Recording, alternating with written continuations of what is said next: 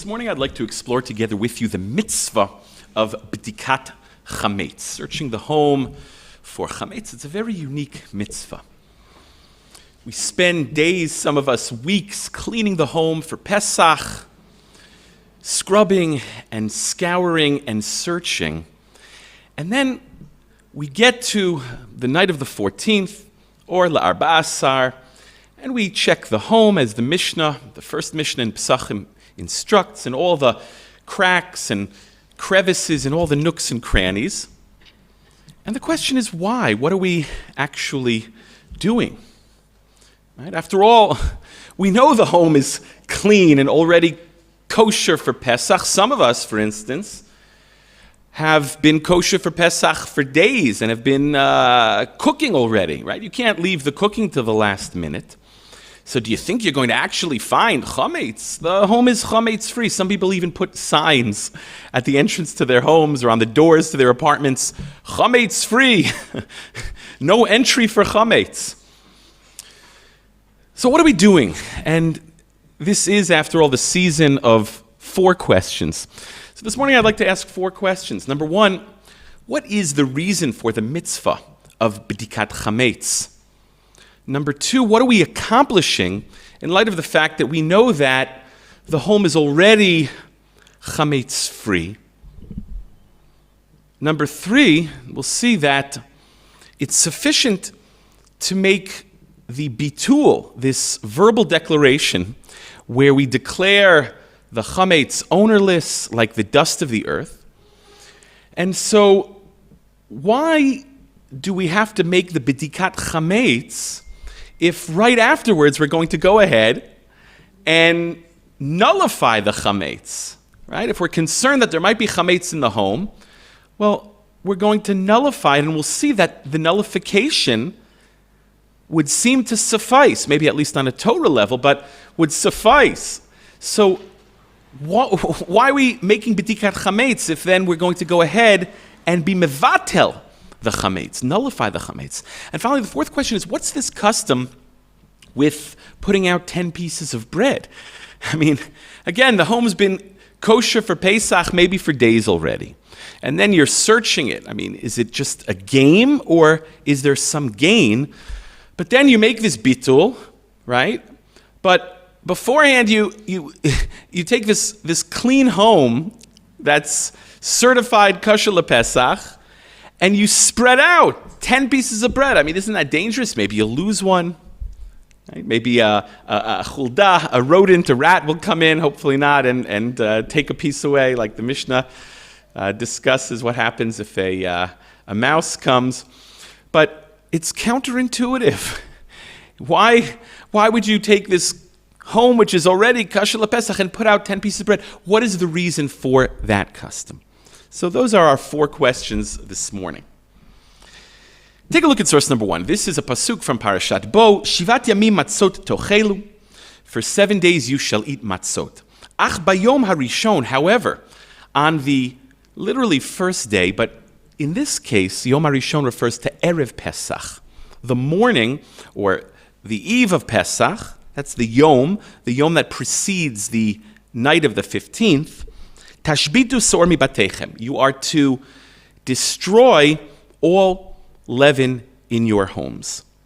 Tashbitu sor mibatechem. And this is actually mitzvah aseh min Torah, to destroy the chametz. Now, how do we accomplish that mitzvah? Right? For some of us, it's eating all the leftover shalach manas from Purim. But the Targum Unklus there, here in source number 2, already says, already gives us an insight as to how we observe this mitzvah min Torah of tashbitu. The Targum says, biyoma kidma'a, on the previous day, meaning on Erev Pesach, tivatlun. You are to nullify. Right? Tivatlun milashon bitul. Tivatlun chamira mibatechon. You are to nullify all the leaven, all the chametz in your homes. Okay? And that is what the Gemara says, that bitul suffices, the declaration that we make, and it's actually a machloket, whether that declaration needs to be a verbal declaration or perhaps bitul belev suffices, so long as I intend in my heart to nullify the chametz. So then I'm not in possession of chametz.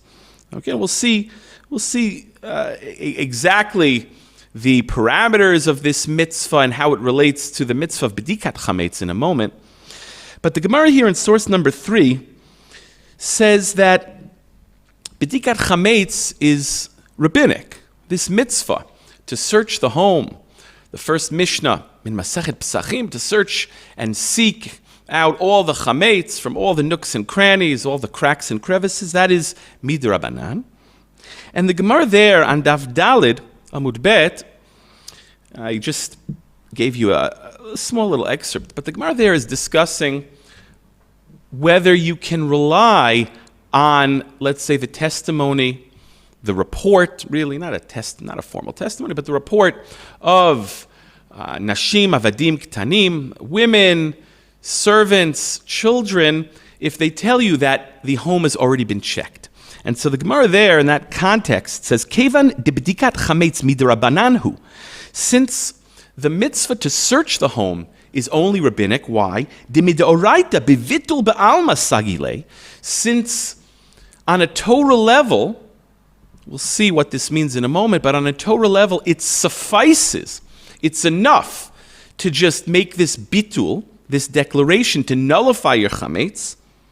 Himnuhu rabbanan bidrabbanan. The rabbis believed, they relied on nashim avadim uktanim with this rabbinic mitzvah that is searching the home. Okay, so the mitzvah of bedikat chametz is rabbinic. It was instituted by the rabbis. We'll have to explain why, especially in light of what we just read, that it suffices to do bitul.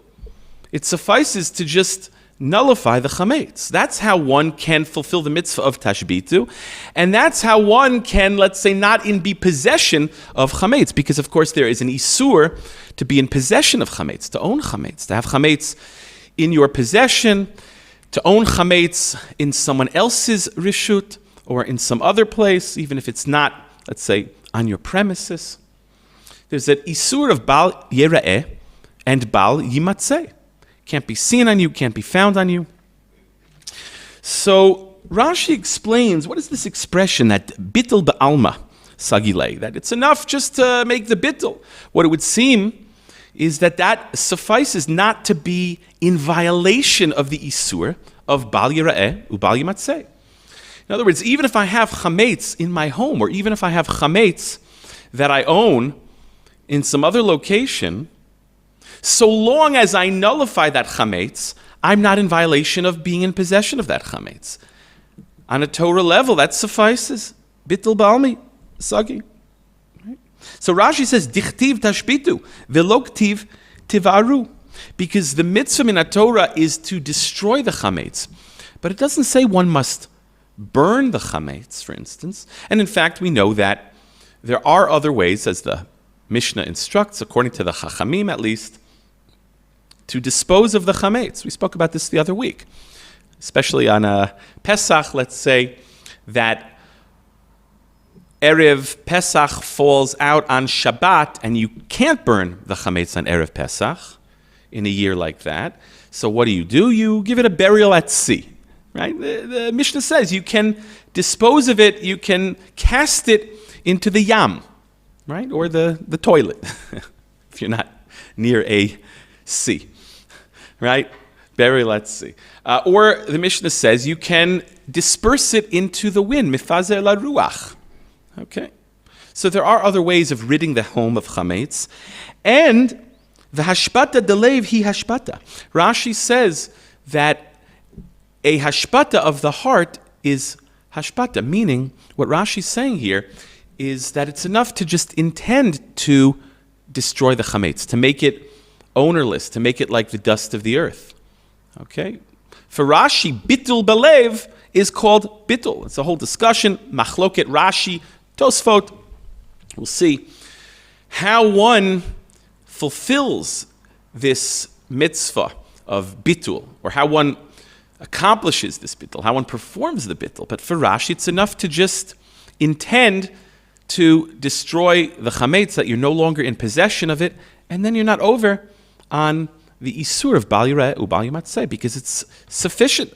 That's the Gemara. Okay. However, Tosfot argues here in source number 5, where I've underlined, the Omer Ri, the Ri says, Dimidoraita bevitl ba'al masagi mitam demeachar shebitlu have a hefker v'yatsa mirushuto umutar. Tosfot doesn't believe that it's sufficient to just intend that the chametz is no longer in your possession, but you have to be mafkir it. You have to declare it hefker. And so for Tosfot, it's not enough to just have bittul belev, to just intend in your heart that the chametz does not belong to you, but you have to verbally declare it. Okay? And make it hefker. And actually, we include both lashonot in the verbal declaration that we make. We say it should be like the dust of the earth, but we also declare it ownerless. And we declare it ownerless verbally. Now, again, we just said that it suffices to make this bittul. According to Rashi, you can do it in your heart, with your intentions. According to Tosfot, it has to be done verbally, as we explained. But it's enough to just be mevatel the chametz. So why did the rabbis come along and institute that we search the home? Or la'arba asar, that first Mishnah in Pesachim on the eve of the 14th, we have to search the home. So there, Rashi, here in source number 6, explains, Shelo ya'avor alav beval yireh ubeval yamatzeh. Why did the rabbis come along and institute Bedikat Chametz?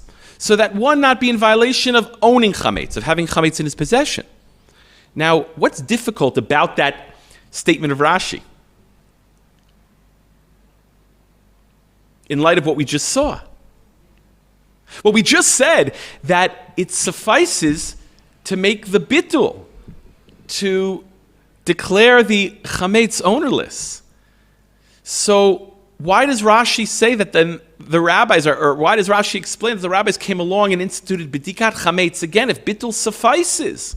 Rashi just told us that bittul suffices. Okay, even bittul belev according to Rashi. So again, how do we interpret this statement of Rashi? Very difficult. The rabbis instituted bidika, bodkin, right? This is his comments on that first Mishnah in Pesachim. We search the home on the night of the 14th, but why if bittul suffices? So the Ran here explains Rashi. Here in source number 7, the Ran on the Rif writes that what Rashi means here is that maybe a person, when he makes that bittul belev, maybe he doesn't do it wholeheartedly. Maybe he doesn't completely and sincerely want to make his chametz ownerless and nullify his chametz. Right? Maybe he doesn't want to nullify it. Maybe he has, I don't know, hundreds of dollars worth of expensive single malt scotch. Yeah, bottles of single malt scotch, which is liquid chametz, right? Maybe he's not interested in making it null and void or ownerless. So maybe there's a part of him that still wants to hold on to that chametz and is hoping that, no one takes it. He puts it out on the curb and says, it's ownerless, it's not mine. But maybe he doesn't do that with a full heart.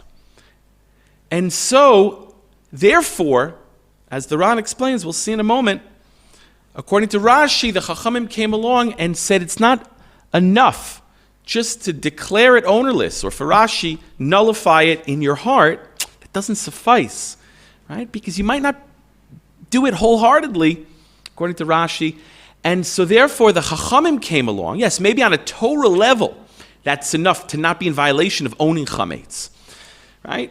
But since the Chachamim understood that people, the psychology of man, and people might not be sincere when they make that declaration, so therefore the Ran explains that according to Rashi, the Chachamim came along and instituted searching the home and ridding the home of any chametz. Again, it's not enough just to be mevatel the chametz. Maybe on a Torah level, not to be in violation of owning it, that would be enough, but not everyone, right, is going to do it wholeheartedly. So therefore the Chachamim came along and said you have to remove the chametz. You have to search the home and remove the chametz. Okay, let's take a look at the Ran and then I'll take your question. Where I've underlined. Pirush Rashi Zal. Kidei shelo yavor bevali rev vali matzeh. V'hikshu b'Tosfot. Right? We'll see that Tosfot asks a question on Rashi. Tosfot says, but I don't understand. We see from the Gemara itself that it's sufficient, as we said, to nullify the chametz so as not to be in violation of Bali Reo Bali Matzeh. So why is Rashi explaining the reason for the takana of Bedikat Chametz, this takanat Chazal, as to not be in violation of Bali Reo Bali Matzeh? Right? So skip to where I've underlined next. Oh, this bittul belev for Rashi is dependent on the individual's intentions, his machshava, his thought. Ve'ein deotehen shavot, and not everyone is of equal mind. Ve'efshar sheyakilu bekach ve'lo yutziuhu miliban legamrei. And therefore, it's possible that there will be a person who will want to be lenient, take certain liberties, and he won't completely rid the chametz from his heart. Again, according to Rashi, the bittul we're talking about is a bittul belev. So maybe his intentions are not completely true or good. He doesn't completely intend to nullify his chametz. So therefore, ra'u chachamim lahachmir shelo yaspik bitul. Therefore, the rabbis came along and said, at least the way Rashi understands, as explained here by the Ran, not enough just to be mevatel the chametz, but rather, v'hitzrichuhu b'dika u'biur shehu maspik gamkein min haTorah. The rabbis came along and instituted b'dikat chametz. Why?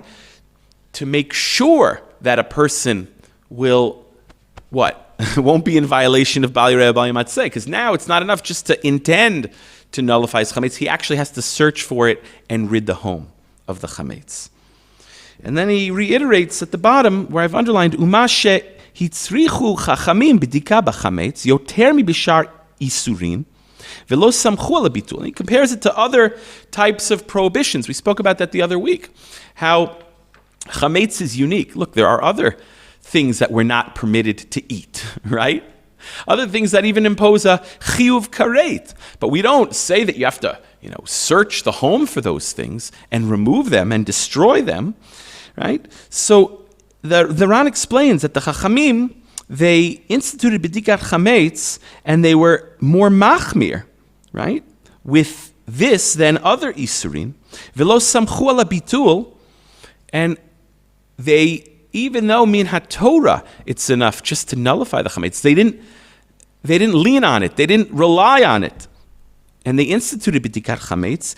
Right? Kfar katavti sha'asu kein kidei lekayem mitzvah tashbitu. As I've already explained, the Ran says, according to Rashi, it's in order to fulfill the mitzvah of tashbitu shechashishu lebnei adam shelo yavatluhu b'machshavtan legamrei, because maybe a person, again, is not going to get rid of the chametz from his heart and his mind completely. He might, still want to keep those bottles of single malt scotch. Okay? So according to the Ran, the way the Ran interprets Rashi, or I should say according to Rashi, the way that the Ran reads into Rashi, we're concerned with the psychology of the individual, that he might not completely nullify the chametz from his heart, and so he'll still technically be in possession of it. Okay, and that's why the rabbis instituted that he search the home and rid the home of any chametz. Now, Tosfot here in source number 8 also understands this takana, this institution, this rabbinic mitzvah of b'dikat chametz, in light of human psychology, but it's very different. according to Tosfot, who says that this declaration has to be made verbally, it's not enough to just do it in one's heart.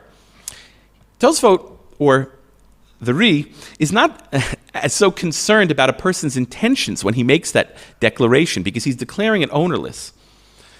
But Tosfot is concerned for another reason, that Chametz is only prohibited 1 week out of the year. 51 weeks out of the year, Chametz is permitted. Chametz is mutar, is permissible. The entire year, it's only 1 week that it's asur. And so Tosfot explains, or the Ri explains here, we'll see in a moment, that the reason why the rabbis instituted Bedikat Chametz is also, let's call it a psychological reason, but it's because human psychology or human nature is such that a person might make a mistake, might forget that it's Pesach. And he's so used to eating bread the rest of the year, he might come to eat bread on Pesach. So it's not enough, yes, maybe on a Torah level, not to violate the Isur of Bal Yireh, Bal Yimatzeh. It's enough to just make that verbal declaration and nullify it and declare it ownerless, Hefker, according to Tosfot. But that doesn't address the issue that a person might forget that it's Pesach. And so even if you nullify the pastry that you got, that muffin that you received on Purim, that hermetically sealed muffin in plastic that lasts for years, right?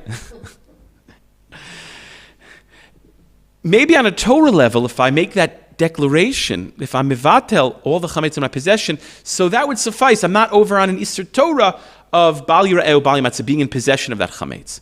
But Tosfot is concerned that I might come downstairs Pesach morning after having been up late at night with the Pesach Seder, with the kids and the family and the Haggadah, and Kol HaMarbe, Reizeh Meshubach.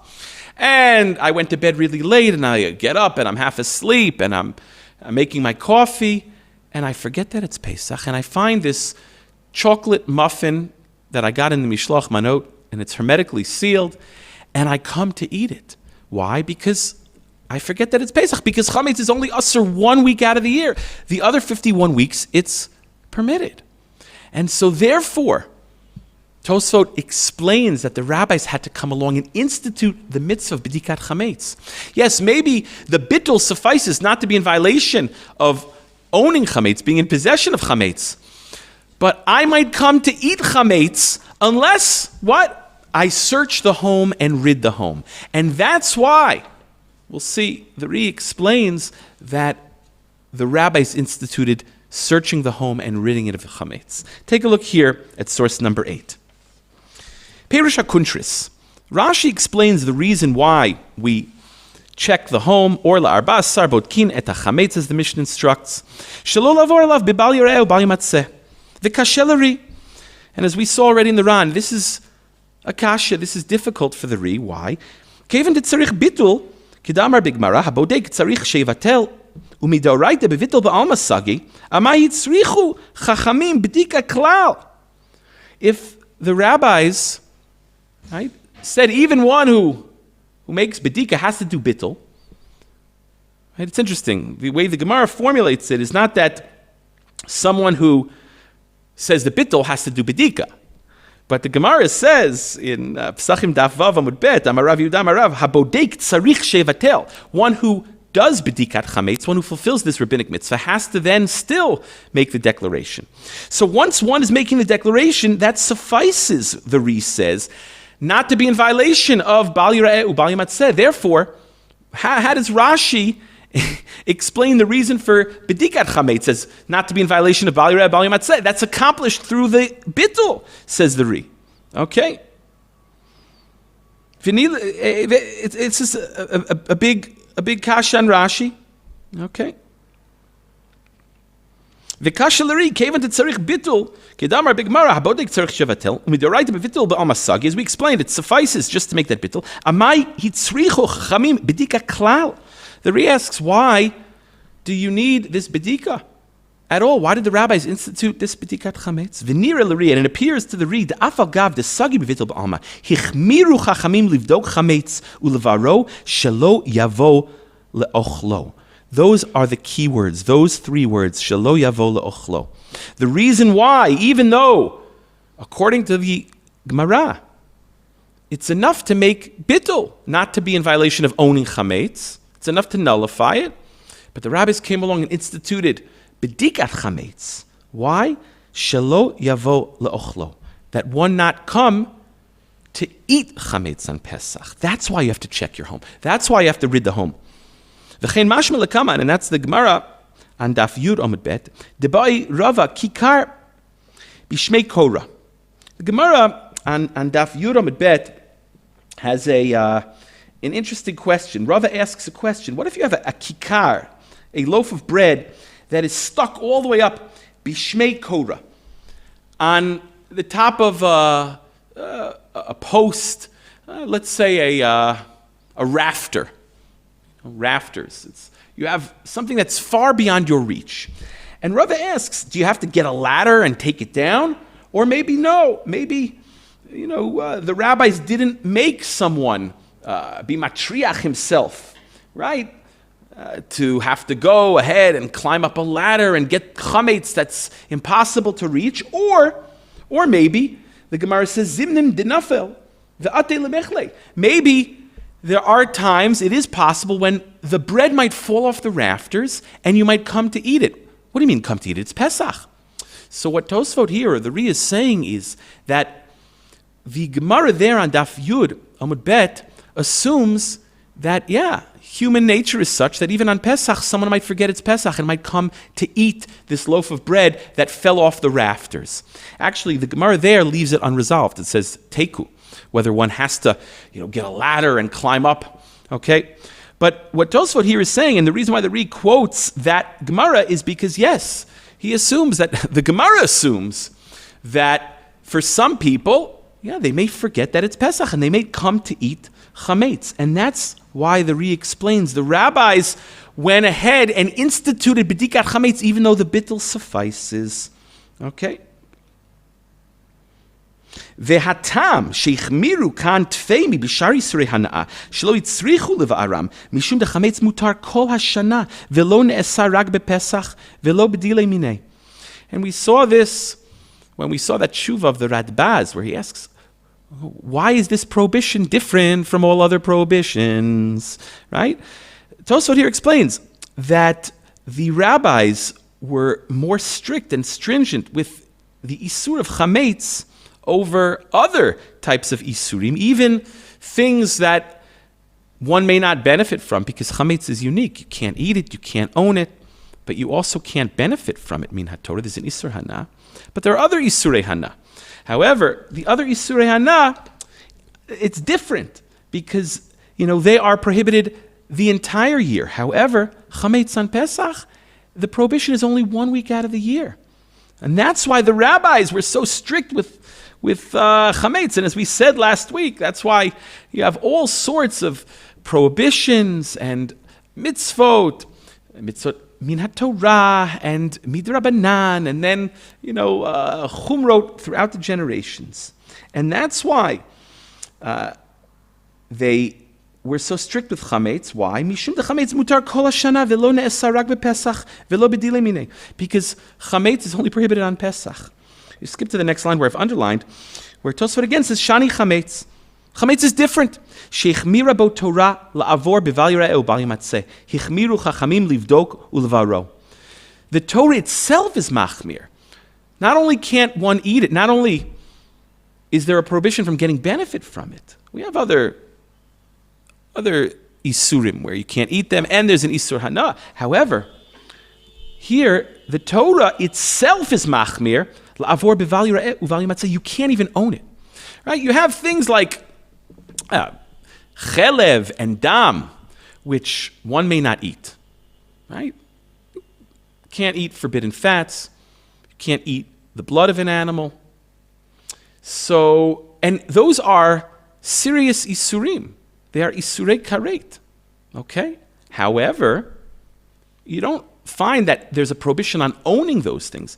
But what Tosfot here says is, since the Torah itself was stringent with this prohibition, saying you can't even own it, it can't even be in your possession, hichmiru chachamim livdoku levaro, afilu echad bitlu, mishum dilma ate lemechle.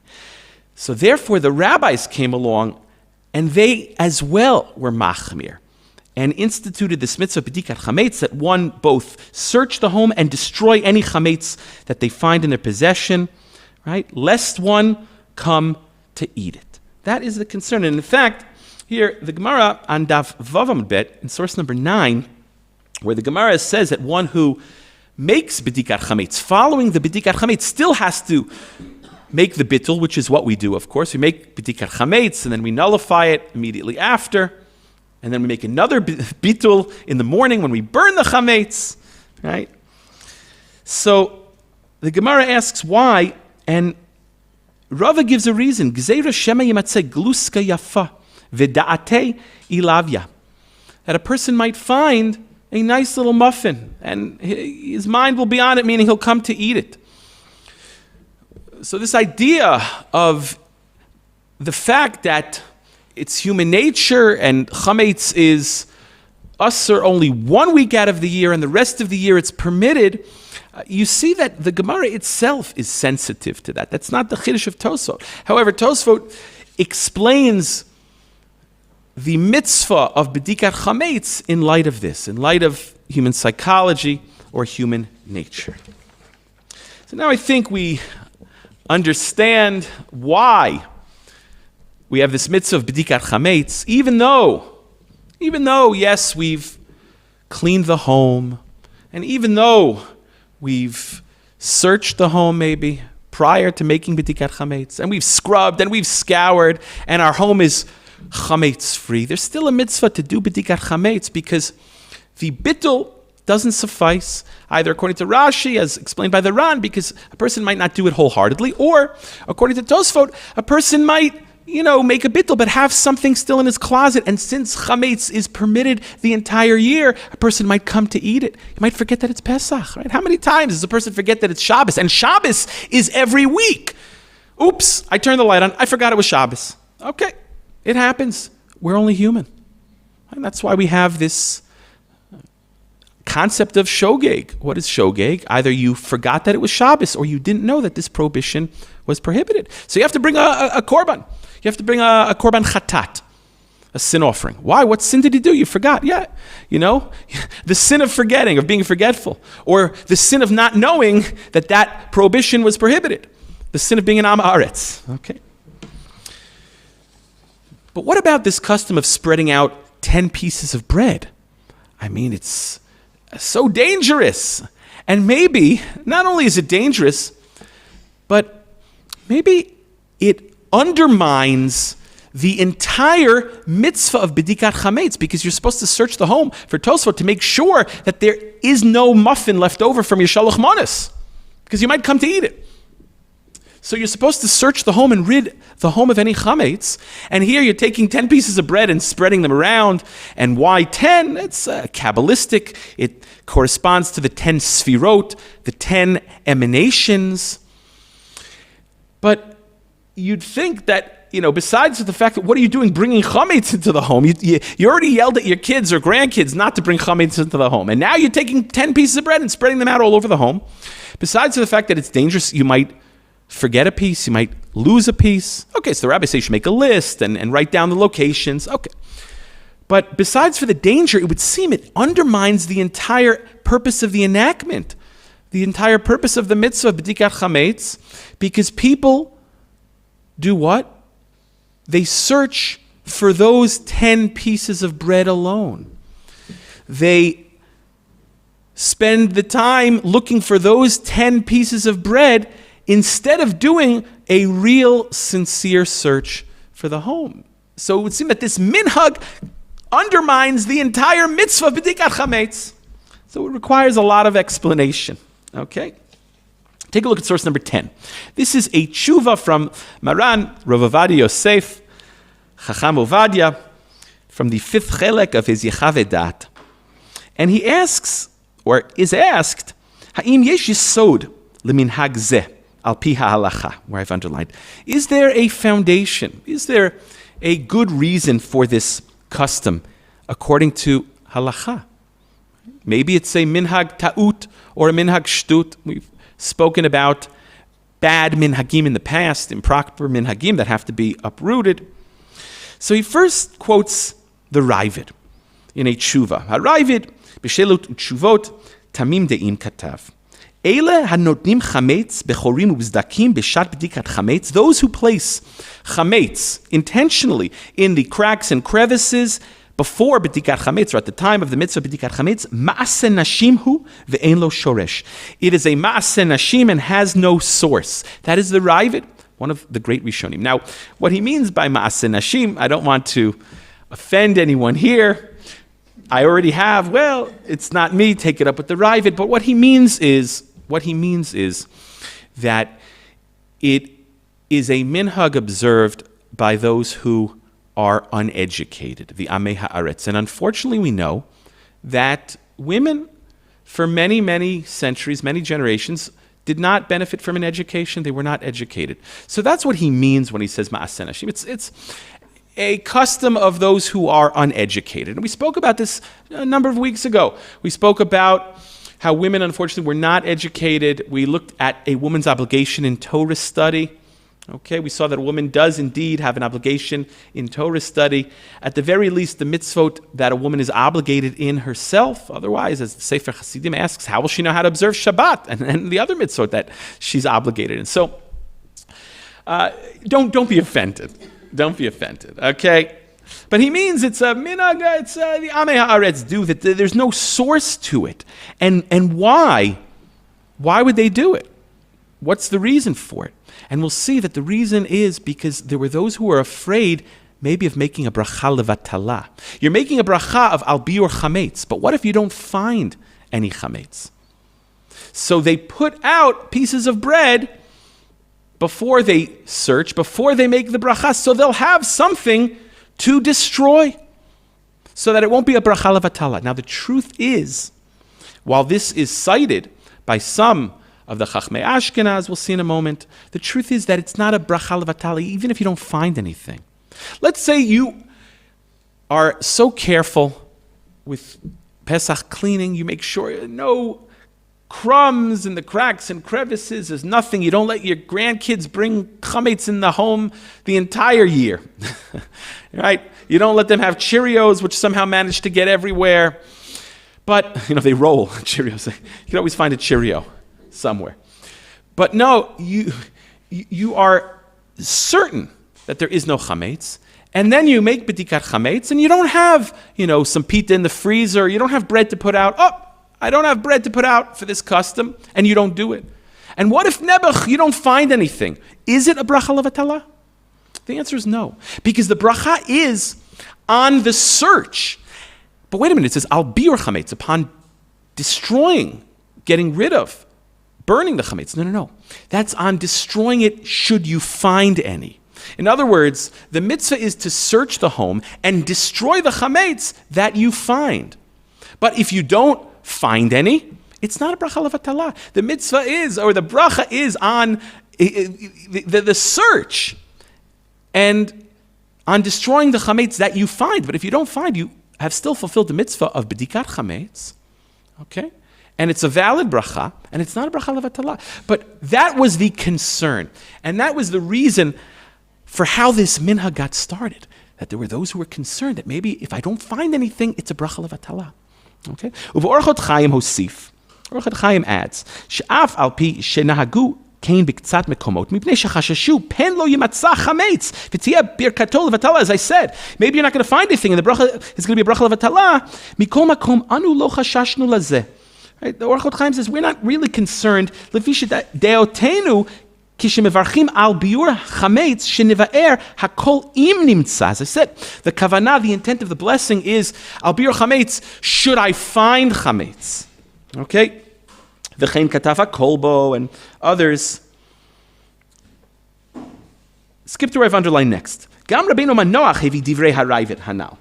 Rabbeinu Manoach also brings this statement of the Ravid from this tshuva, where the Ravid says it's not a good minhag. V'yiskimimo, and he agrees with him. Sharei ein anu mivarchim al mitziat chametz. We're not making the blessing upon finding chametz. We're making the blessing on destroying chametz if one finds it.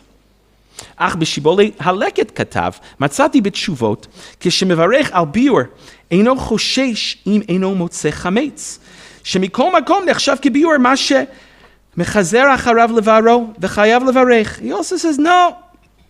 He finds in a tshuva of the Gaonim that you make this bracha al biur chametz, right? And you're not concerned whether you find, whether you don't find. Why?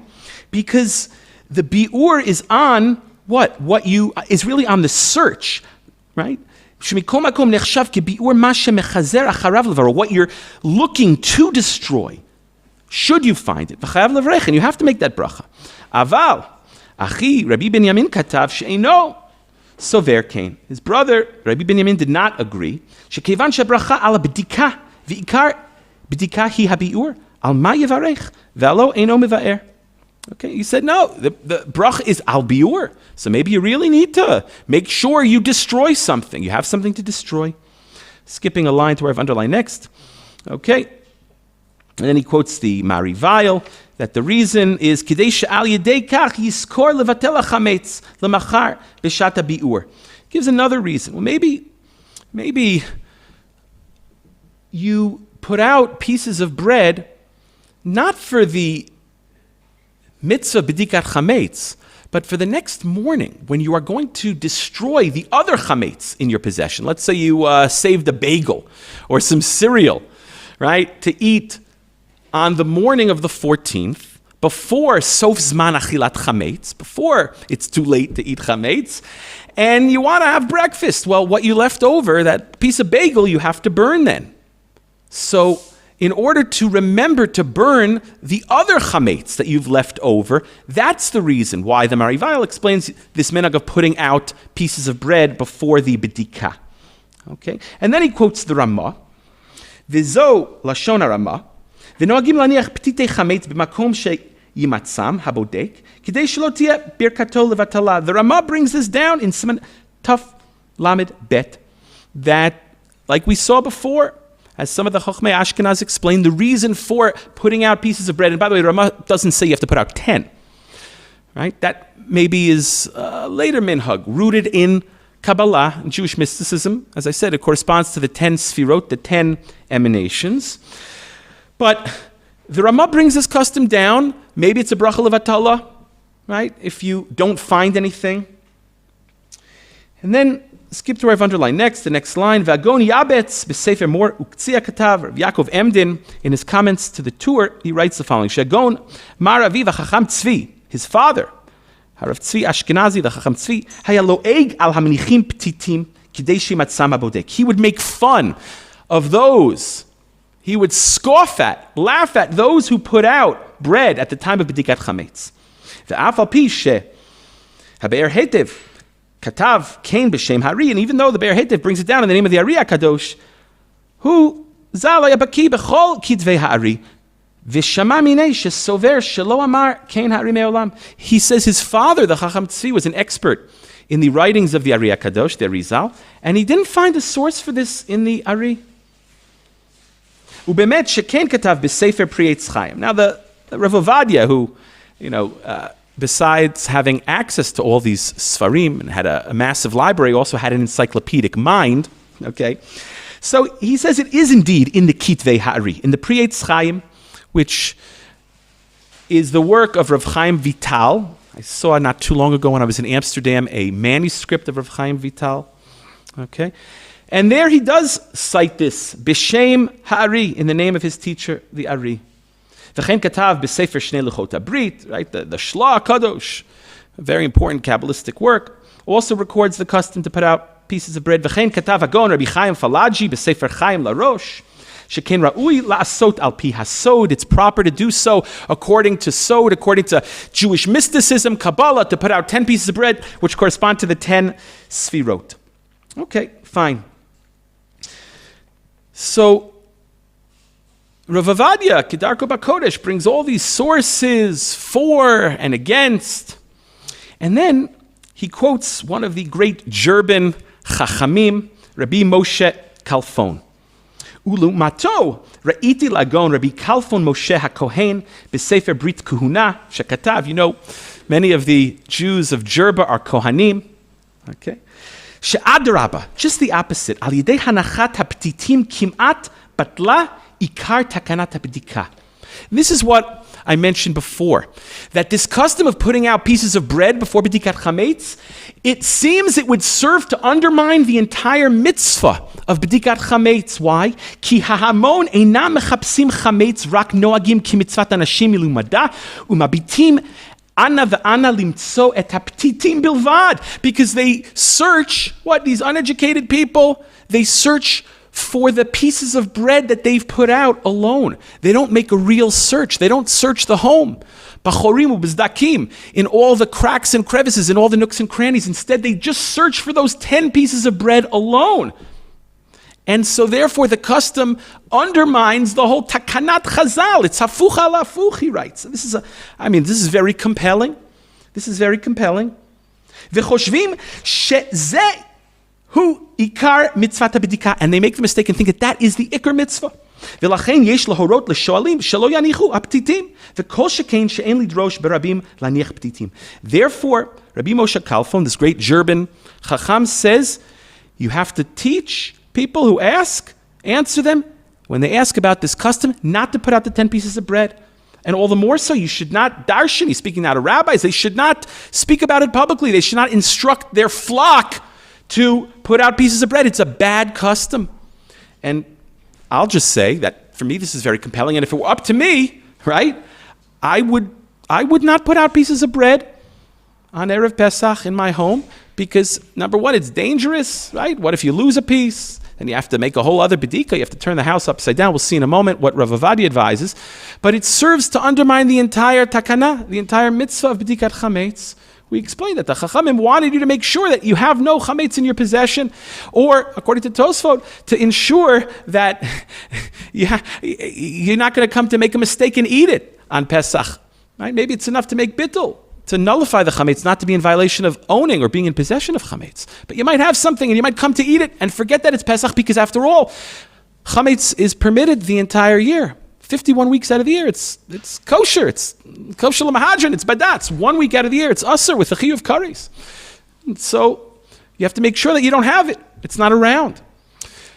But if you only search for those 10 pieces of bread, it undermines the whole mitzvah. And so if it were up to me, in my home, I wouldn't put out bread for Bedikat Chametz, right? Except it's an issue of pikuach nefesh, my own nefesh. Right? My wife and kids would kill me. What do you mean? We're not going to put out bread before Bedikat Chametz? But I make sure that we make a sincere and real Bedikat Chametz, that we don't only search for those 10 pieces, but we get under the couch and we get under the bookcases. And by the way, every year we always find something. I mean, I've got small kids. There's always a Cheerio somewhere. Now, Rav Ovadia, he defends this custom, and towards the end where I've underlined next, he writes, Vida she'ein tzorech shachatichot shel chametz yeh bechol achat mehen shir kezayit. He defends the custom and offers some advice and says, you know what? Those who have the custom, okay, there is what to rely on. However, who says it has to be a kezayit? Make them really small. Why? So that if you lose one, you don't have to turn the house upside down, because the bittul will suffice. It's pachot mikishiur. It's smaller than the size of a kezayit. In fact, today they have these prefab. You don't have to do anything anymore. People don't know how to make Pesach anymore. It used to be that the Bedikat Chametz set you'd get from some charity would include like a little paper bag and a feather and a candle. Now you can go to the Judaica store in New York and buy 10 pieces of bread in wrappers to burn. Okay? I don't know if it's less than a shir kezayit or not. But Rav Ovadia, he defends the custom and says, but make sure it's less than a kezayit. Right? כל שבצירוף כל החתיכות יש שיר כזית, די בזה, ואדרבה נכון יותר שתהיה כל חתיכה פחותה מכזית. כדי שאם לא יימצא בבודק, לא יצטרך לטרוח הרבה לחזור אחריהם, ויסמוך על ביטול החמץ שמבטל לאחר הבדיקה. So he instructs one to make them smaller than a kazayit, and so if you lose one, okay, it's not the end of the world. You don't have to turn the home upside down. You can rely on the bitul that you're going to make.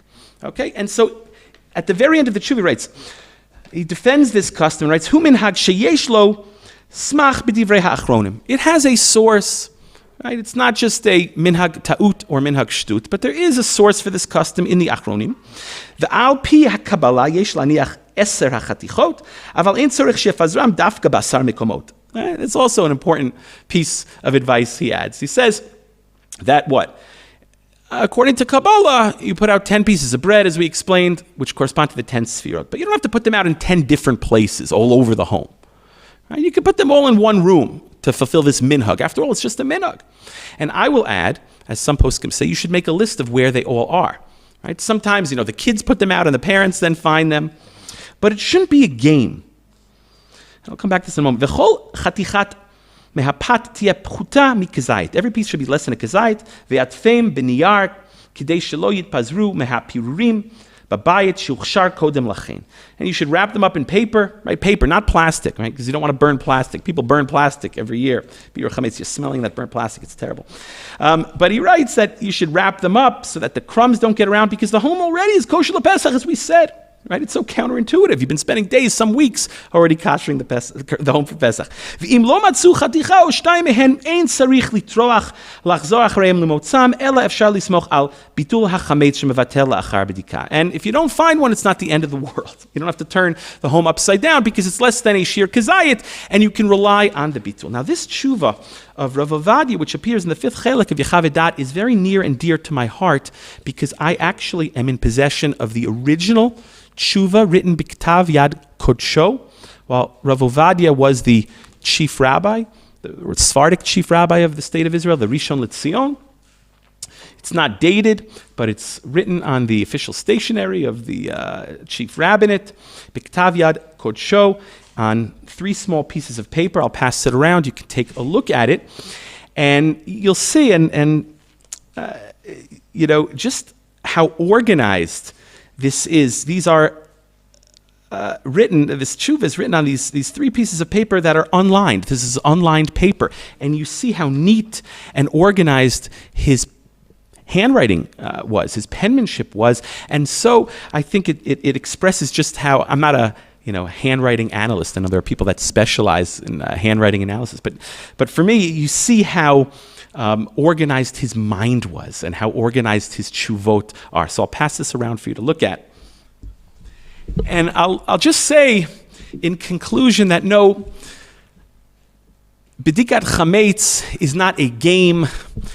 It's an important mitzvah, as we explained this morning, with tremendous gains, but it shouldn't be a game, and it shouldn't be treated as such. And one shouldn't just search for those 10 pieces of bread that they put out if they do so, for reasons we explained, but rather it should be a sincere search, a real search. And even though, yes, the home is already clean for Pesach, and maybe it's been kosher lePesach for days, it's still a real sincere search. And I always compare it to when you leave a hotel room. I don't know if you do this, but I always do this when I leave a hotel room. As you know, I travel frequently, and I sometimes find myself in a hotel. And before you leave the room, your stuff is all packed. You've gone through all the closets and all the drawers, and you went to the bathroom to make sure you didn't leave your toothbrush, right? And you looked under the bed even, and you pulled up the comforter, the blankets, make sure there's nothing underneath the blankets, nothing underneath the bed. And the bags are already packed, and maybe they're already by the door. You're waiting for the bellhop to come and help you with your luggage. But you still go ahead, even though you know that you haven't left anything in the room, because you've checked it so many times already. You still make that one last search. And it's a real search. It's a sincere search because you don't want to leave anything behind. Even your toothbrush. You might need it. It's a real search. So too, I think that should be the attitude towards Bedikat Chametz. It's not a game. Right? One should not just look for those 10 pieces of Chametz. That undermines the whole purpose of this mitzvah. Midirabanan, this rabbinic mitzvah, this takanat chazal. Even though you know that the home is clean and you're already cooking for Pesach and you have a sign on your door, kosher lePesach, no chametz is allowed to enter. You don't let your kids or grandkids come in with any chametz already for days. But you do that one last sincere search, just like you do when you leave a hotel room. That's my mashal. Okay, that's how I understand this mitzvah. So it's not just some act. It's not just some game. It's a real sincere search. And with that, I will wish you all a Chag Kasher V'Sameach. It should be a time of redemption for us as a nation and us as individuals. We'll see you all, Be'ezrat Hashem, the Wednesday following Pesach.